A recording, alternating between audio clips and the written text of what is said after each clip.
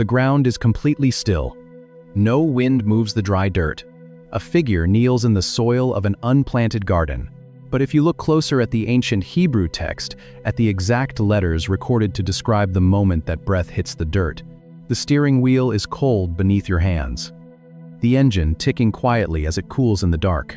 The neighborhood outside your window is packed with houses, filled with hundreds of people living mere feet away from you. Yet, the silence inside the cabin feels heavy enough to crush your lungs.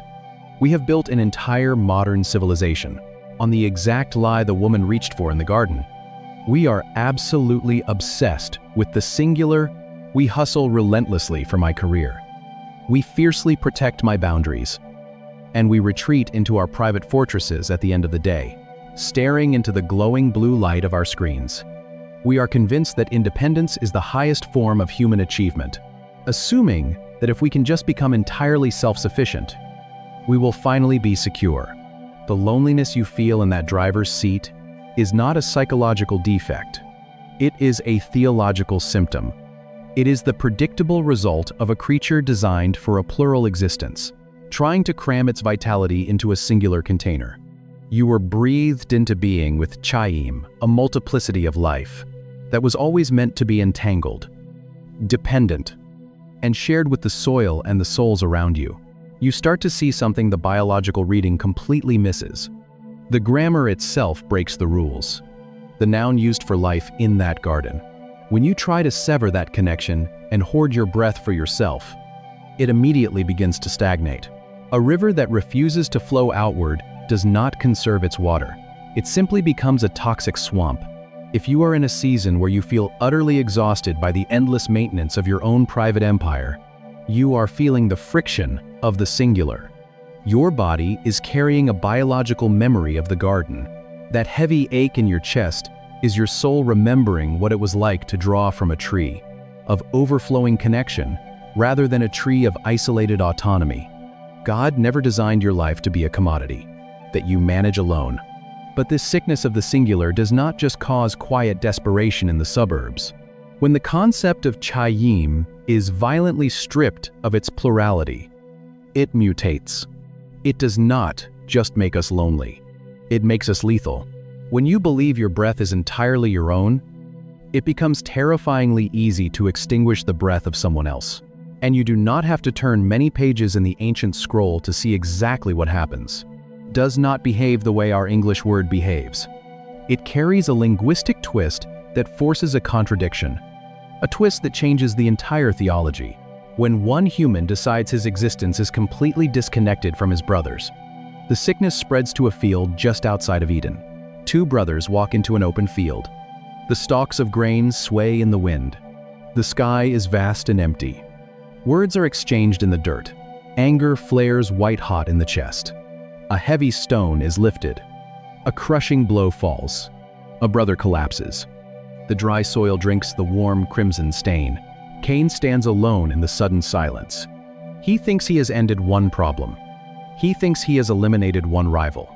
He assumes life is a singular equation. One man minus one breath equals zero. Then, the Creator steps into the silence. He asks a terrifying question. What have you done? God looks down at the red earth and speaks an indictment that echoes through every generation.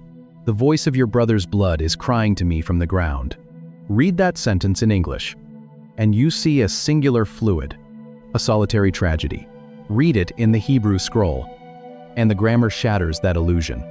The Hebrew word for blood is dam, but the Creator does not say dam. He attaches the exact same grammatical suffix that he attached to the breath in the garden. He says, dime bloods. The voice of your brother's bloods is crying out. Ancient rabbis recognize the absolute terror of this plural noun. The Mishnah explains it clearly. God does not use a multiplicity by accident of what it means to be a human being walking on this earth. Life is not a singular possession. It is a plural reality. Cain did not just spill Abel's blood. He spilled the blood of his children. He spilled the blood of his grandchildren. He spilled the blood of generations yet unborn. He severed an entire branch from the future of humanity. This is the true horror of the solitary sickness. When you forget that existence is Chaim, a plural. Entangled reality, you begin to treat human beings as isolated objects. You view them as obstacles in your path. You reduce their vast, interconnected existence to a solitary pulse. Murder is not a simple subtraction. It is an eradication. Notice the horrifying symmetry in the text. God breathed plural lives into the dust. Cain spilled plural bloods back into the dirt. The ground that received the Chaim now chokes on the Demeh. The soil itself is traumatized by the reversal, and it becomes cursed. It will no longer yield its strength to the one who broke the ecosystem. Cain is sent into exile. He becomes a wanderer in the land of Nod. He becomes the ultimate, isolated man. He is entirely cut off from the community, cut off from the earth, cut off from the presence of God. He gets exactly what the serpent implicitly promised at the tree: absolute autonomy. And it is a living hell. Every human empire built after Cain follows this exact pattern. They conquer the weak. They hoard the resources. They celebrate the self-made. Solitary conqueror. They step over the plural bloods of the innocent to build their private thrones. The real question of Genesis chapter 2 isn't, when did the man start breathing? It is this: how many lives did God actually breathe into the dust? Humanity scatters across the earth, stockpiling their singular lives, entirely forgetting the design. The garden is locked. The plural seems entirely lost. But the Creator does not abandon the soil. Thousands of years later, He steps back into the dirt to plant a new ecosystem. The smell of unleavened bread and spilled wine lingers in the heavy air of an upper room in Jerusalem. A teacher sits on the stone floor, looking into the faces of men who are terrified, confused, and hours away from abandoning him in the dark. He knows the Roman guards are coming. He knows the absolute, crushing isolation of the cross is waiting just outside the city walls. In his final quiet moments before the violent severing begins, Jesus does not give his disciples a strategy for individual survival. He does not tell them to dig deep, find their inner resilience, and stand alone against the empire. Instead, he gives them a botanical picture that pulls them right back to the original red clay of Eden. I am the vine, you are the branches. It is a profound and deliberate rejection of the singular. A branch that is severed from the main trunk might look perfectly healthy for a few days, its leaves still holding their green color. But it is already dead. The vitality of the branch does not belong to the branch. It never has. The life belongs entirely to the root. The vine is not a metaphor for religious affiliation. God was not offering a simple biological spark. He was establishing a design. He was building an ecosystem of existence that modern humanity has spent. It is the restoration of the ancient ecosystem.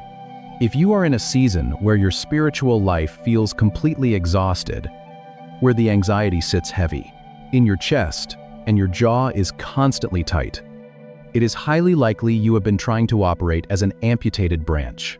We are deeply conditioned by a lonely culture to try and generate our own holiness, our own peace, and our own vitality through relentless personal effort. We treat our faith as a singular, private project. We ask God to give us our personal portion of strength for the day. And then we walk out the door, assuming we have to face the world entirely alone. We have forgotten that we were formed for Chaim. But the command Jesus gives to his followers is shockingly simple. He does not say, produce. He says, abide, meno. Stay, remain. You are not a battery expected to hold a charge. You are a conduit expected to hold a connection. When you finally stop trying to manufacture your own vitality, the exhausting burden of the singular begins to fall away. You realize that your survival depends entirely on the sap flowing from the trunk, and on the intertwined branches resting directly against you. In the canopy, you were never meant to carry the weight of your own existence, but to reattach those severed branches. The vine had to do something unthinkable. To cure the solitary sickness that began in the garden, the Creator had to step into the ultimate isolation, thousands of years trying to dismantle, leading to a profound sickness that most people do not even realize they have caught. The Creator knelt in the red dirt and breathed a plural reality into a solitary chest.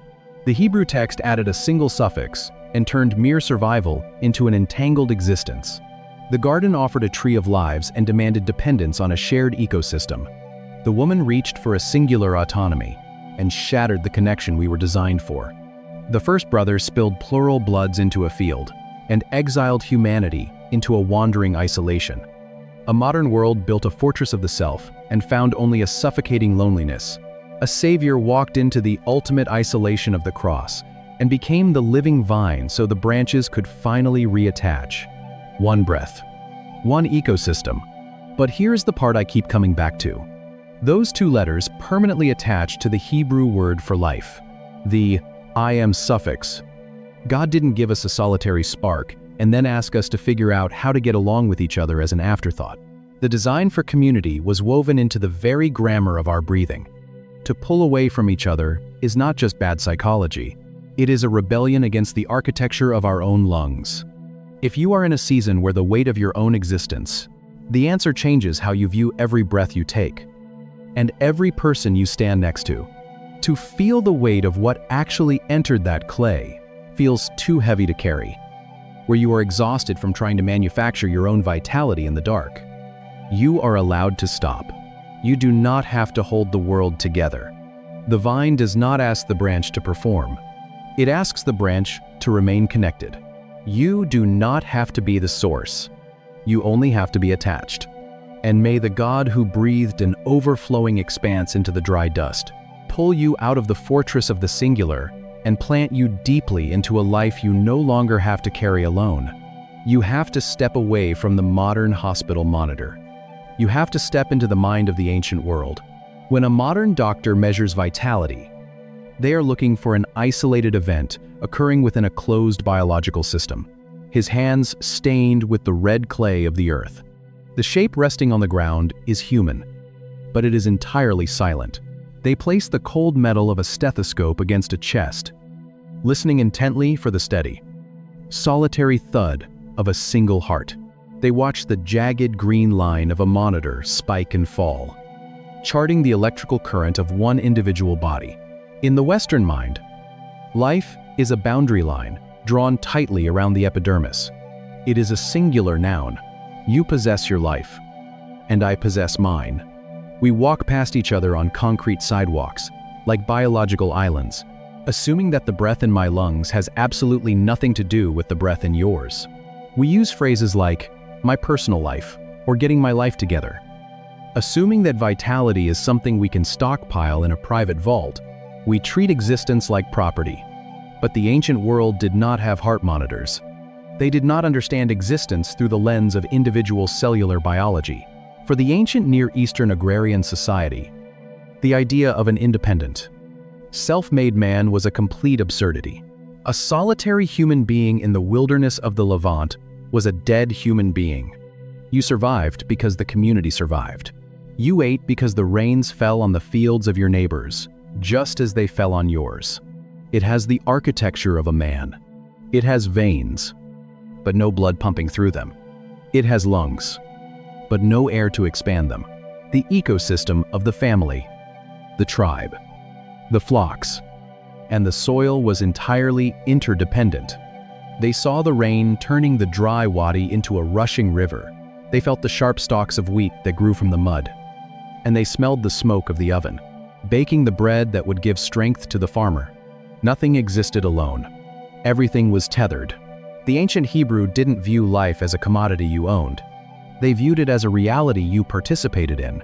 If you isolate a man from his community, from his land, from his creator, he might still have a pulse, but he is not truly alive.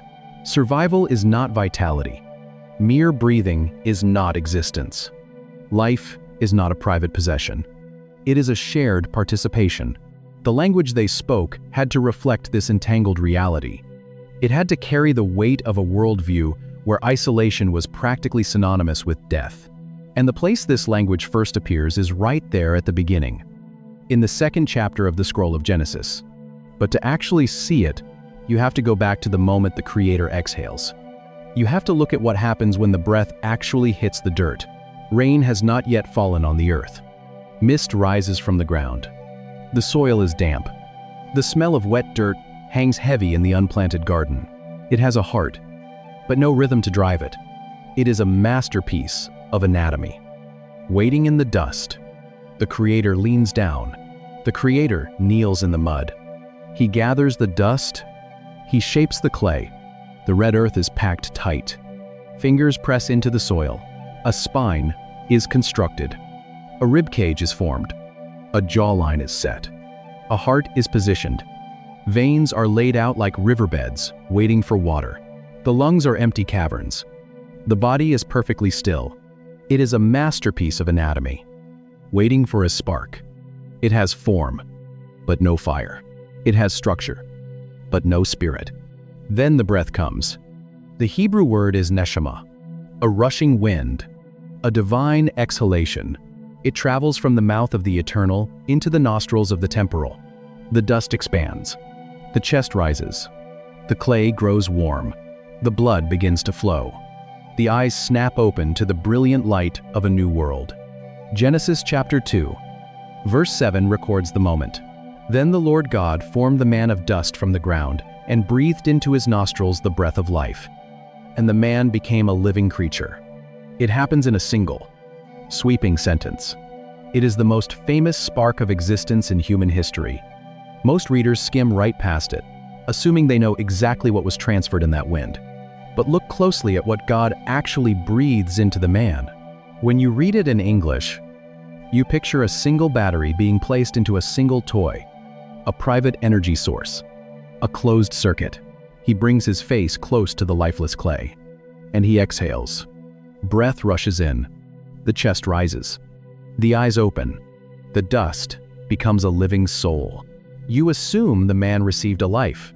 His life. The breath is not a chemical reaction. It is a divine impartation. And this is exactly where the English translation betrays the Hebrew reality. In English, the word life sits quietly on the page.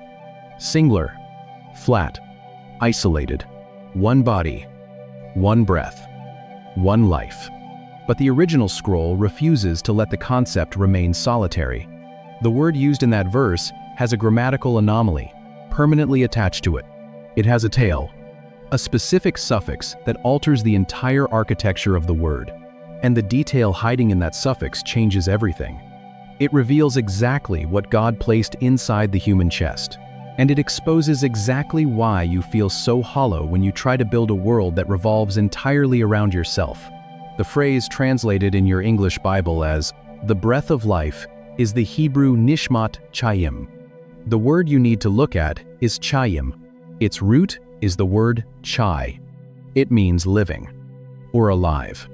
You might hear it today in the famous Jewish toast, l'chaim, to life. But in Genesis chapter 2, that root word is not sitting by itself on the parchment. It is permanently fused to a very specific suffix, I am. In Hebrew grammar, I am is the standard masculine plural ending. It is the mechanism that turns a singular noun into a multiplicity. You have probably heard this story 100 times. You have seen it painted across the ceilings of European chapels. One angelic being is a cherub. A multitude of them are cherubim. One piece of wood is an etz. A forest of trees is etzim. It takes a solitary thing and multiplies it. So when the Creator leans over the dirt, he does not impart chai. He imparts chaim. God did not breathe life into the man. He breathed lips. If seeing a hidden plural inside a verse you have read your entire life is stirring up questions you've never considered, you're exactly who this channel is for. Drop a thought in the comments and hit subscribe. Because every week we go deeper into the text than you knew was possible. So the clay inhales a plural reality.